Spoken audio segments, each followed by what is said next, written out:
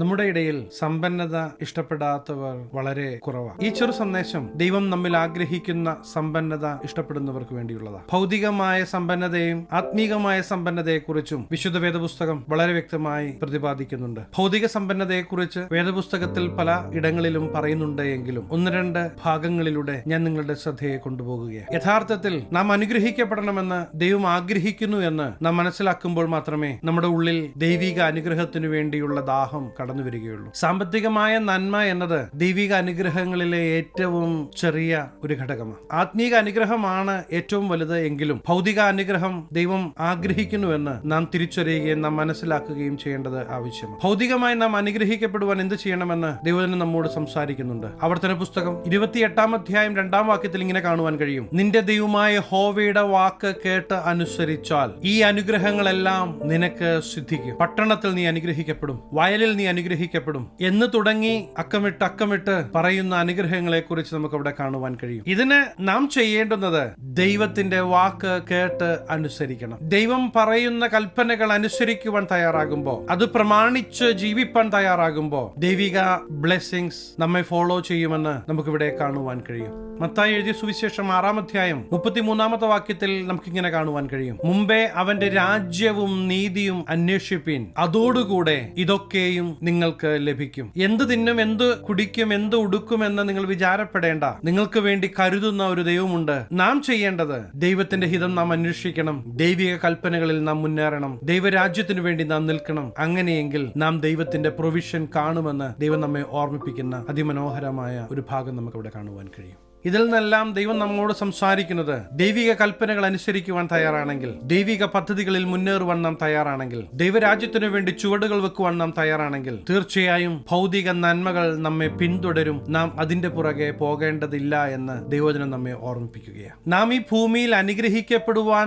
ദൈവത്തിനൊരു ആഗ്രഹമുണ്ട് എന്ന് തിരിച്ചറിയുമ്പോൾ മാത്രമേ യഥാർത്ഥത്തിൽ നമ്മുടെ ഹൃദയത്തിന്റെ ഉള്ളിൽ ഒരു ആഗ്രഹം ഉണ്ടാവുകയുള്ളൂ എന്ന് ദൈവവചനത്തിലൂടെ ഞാൻ നിങ്ങളെ ഓർമ്മിപ്പിക്കുന്നത്. ഇന്ന് കടന്നു പോകുന്ന സാഹചര്യങ്ങളിൽ നിങ്ങൾ ബുദ്ധിമുട്ടുന്നുണ്ടെങ്കിൽ, യേശുവിനോട് ചേർന്ന് നിൽക്കുവാൻ തയ്യാറാണെങ്കിൽ നിങ്ങളുടെ സാഹചര്യങ്ങളെ മാറ്റുവാൻ ഈ ദൈവത്തിന് കഴിയുമെന്ന് ദൈവവചനം നമ്മെ ഓർമ്മിപ്പിക്കുകയാണ്. നമ്മുടെ ഹൃദയത്തിൽ ശത്രു കൊണ്ടുവന്നിടുന്ന സകല ഭയവും യേശുവിന്റെ നാമത്തിൽ പുറത്തു കളയണം. എന്റെ യേശു എനിക്ക് വേണ്ടി പ്രവർത്തിക്കുമെന്ന് പറയുവാൻ തുടങ്ങണം. സാഹചര്യങ്ങളല്ല നിങ്ങളുടെ ഭാവി തീരുമാനിക്കുന്നത്. ഏതു സാഹചര്യങ്ങളിലും പ്രവർത്തിക്കുവാൻ കഴിയുന്ന, ജീവിക്കുന്ന ഒരു ദൈവമുണ്ട് എന്ന് ഞാൻ നിങ്ങളെ ഓർമ്മിപ്പിക്കുവാൻ ആഗ്രഹിക്കുകയാണ്. നമുക്ക് ദൈവം നൽകുന്ന നന്മകൾ നമ്മെ ദൈവത്തിൽ നിന്ന് അകറ്റുമെങ്കിൽ ആ രീതിയിലുള്ള നന്മകൾ നമുക്ക് ഇല്ലാതിരിക്കുന്നതാണ് ഏറ്റവും നല്ലത്. അതുകൊണ്ട് തന്നെ ദൈവവചനം നമ്മെ ഓർമ്മിപ്പിക്കുന്നത്, ഈ ലോകത്തിന്റെ പുറകെ, നന്മയ്ക്ക് പുറകെ അല്ല നാം പോകേണ്ടത്. നാം പോകേണ്ടത് ദൈവത്തിനും ദൈവരാജ്യത്തിന്റെയും പുറകെയാണ്. അങ്ങനെയെങ്കിൽ ദൈവിക പ്രൊവിഷൻ നാം കൈവെക്കുന്ന മേഖലകളിൽ നാം അനുഭവിക്കുവാൻ തുടങ്ങും. നമ്മുടെ പ്രവർത്തികളെ ദൈവം അനുഗ്രഹിക്കും. നമ്മുടെ കൊടുക്കൽ വാങ്ങലുകളെ ദൈവം അനുഗ്രഹിക്കും. നമുക്കെതിരെ ദോഷമായി പ്രവർത്തിക്കുന്നത് പോലും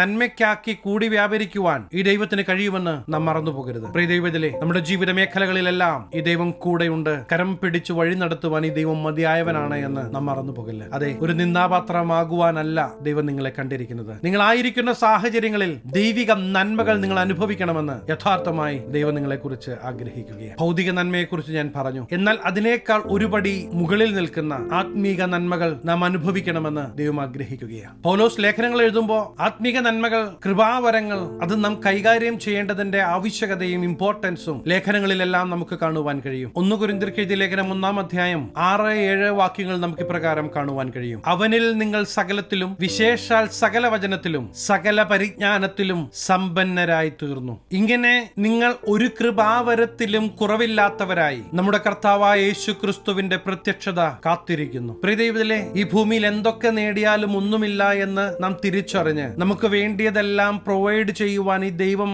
മതിയായവനാണ് എന്ന് ഉറച്ച് യേശുവിന്റെ മുഖത്തേക്ക് നോക്കി യാത്ര ചെയ്യുവാൻ തയ്യാറാകുമ്പോൾ ദൈവം ആഗ്രഹിക്കുന്ന ആത്മീക നന്മകൾ നമ്മുടെ ജീവിതത്തിൽ വെളിപ്പെട്ടു തുടങ്ങും. ശത്രുവായവൻ നമ്മുടെ ഫോക്കസ് ദൈവത്തിൽ നിന്ന് ലോകത്തിലേക്ക് മാറ്റുവാൻ ശ്രമിക്കുമ്പോൾ ഇന്ന് ദൈവം വീണ്ടും നമ്മെ ഓർമ്മിപ്പിക്കുന്നത്, നമ്മുടെ ഫോക്കസ് ദൈവത്തിലാകണം, ദൈവരാജ്യത്തിലാകണം, ദൈവം ആഗ്രഹിക്കുന്ന രീതിയിൽ കൃപാവരങ്ങൾ കൈകാര്യം ചെയ്യുന്നതിലാകണം. അങ്ങനെ ഒരു വിജയകരമായ ക്രിസ്തീയ ജീവിതം നാം നയിക്കണമെന്ന് ദൈവം ആഗ്രഹിക്കുകയാണ്. നമ്മുടെ ജീവിതത്തിൽ ഏറ്റവും വലിയ പ്രാധാന്യം ഈ ദൈവത്തിന് കൊടുക്കണമെന്ന് ദൈവം ആഗ്രഹിക്കുകയാണ്. പല സാഹചര്യങ്ങളും മാറിയും മറിഞ്ഞും വരുമ്പോൾ അവിടെയെല്ലാം പ്രവർത്തിക്കുവാൻ ശക്തനായ ദൈവ സാന്നിധ്യം നാം അനുഭവിക്കേണ്ടത് ആവശ്യമാണ്.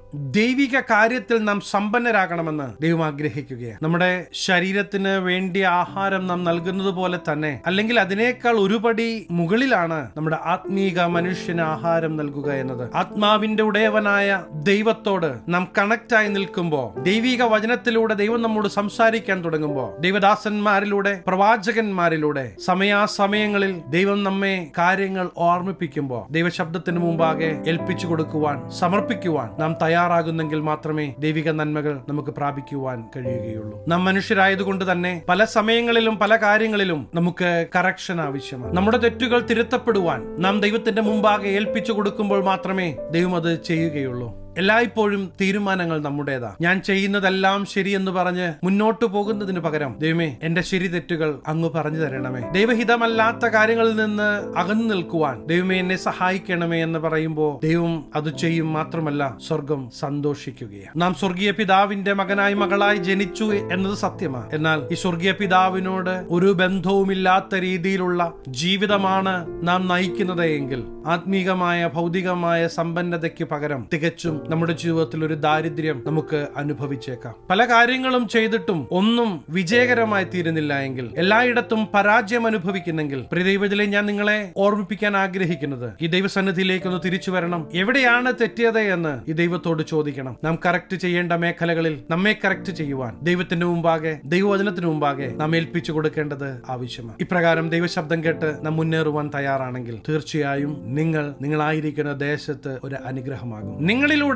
നിങ്ങളുടെ പട്ടണം അനുഗ്രഹിക്കപ്പെടും. അതെ, ദേശത്ത് നിങ്ങൾ ദൈവത്തിന്റെ ഒരു അടയാളമായി മാറണമെന്ന് ദൈവം ആഗ്രഹിക്കുകയാണ്. ഇന്ന് ദൈവമേ അങ്ങയുടെ മുമ്പാകെ ഞാൻ ഇത് എന്നെ ഏൽപ്പിച്ചു തരുന്നു എന്ന് ദൈവത്തിന് മുമ്പാകെ നിങ്ങൾ സമർപ്പിക്കുവാൻ തയ്യാറാണെങ്കിൽ ഞാൻ നിങ്ങൾക്ക് വേണ്ടി പ്രാർത്ഥിക്കുവാൻ ആഗ്രഹിക്കുകയാണ്. കണ്ണുകളെ അടയ്ക്കാം, നമുക്ക് പ്രാർത്ഥിക്കാം. മഹാപരിശുദ്ധനായ ഞങ്ങളുടെ സ്വർഗീയ പിതാവേ, എന്നോടൊപ്പം ചേർന്ന് പ്രാർത്ഥിക്കുന്ന ദൈവജനത്തെ ഞങ്ങളുടെ തൃക്കരങ്ങൾ തരികയാണ്. ദൈവിക നന്മകൾ ഈ ദിവസങ്ങളിൽ ഈ ജനം അനുഭവിക്കട്ടെ. ദൈവം ആഗ്രഹിക്കുന്ന രീതിയിലുള്ള ദൈവിക പ്രൊവിഷൻ ഇവരുടെ ജീവിത മേഖലകളിൽ വെളിപ്പെടട്ടെ. ആത്മീകമായി ഒരു കൃപാവരത്തിലും കുറവില്ലാത്ത രീതിയിൽ ദൈവിക പുഷ്ടി അനുഭവിക്കുന്ന ദിവസങ്ങളായി ഈ ദിവസങ്ങൾ മാറട്ടെ. അനുഗ്രഹിച്ചു പ്രാർത്ഥിക്കുന്നു, അനുഗ്രഹമാകട്ടെ. സകലമാനം മഹത്വം അങ്ങയ്ക്ക്, സകലം നസറേനായ യേശു ക്രിസ്തുവിന്റെ നിസ്തുല്യ നാമത്തിൽ തന്നെ, ആമേൻ. പ്രിയദൈവത്തിലെ നിങ്ങൾ തീർച്ചയായും ഒരു അനുഗ്രഹമാകും. ഈ ചെറു സന്ദേശം നിങ്ങൾക്ക് അനുഗ്രഹമായെങ്കിൽ തീർച്ചയായും ഞങ്ങളെ അറിയിക്കണം. അനേകർക്ക് അനുഗ്രഹമാകേണ്ടതിന് സ്നേഹിതർക്ക് ഷെയർ ചെയ്യുക, ഫോർവേഡ് ചെയ്യുക. നിങ്ങൾ ഈ ചാനൽ ഇതുവരെ ആയിട്ടും സബ്സ്ക്രൈബ് ചെയ്തിട്ടില്ല എങ്കിൽ തീർച്ചയായും സബ്സ്ക്രൈബ് ചെയ്യണം. ദൈവം അനുവദിച്ചാൽ അടുത്ത ദിവസം നമുക്ക് വീണ്ടും കാണാം.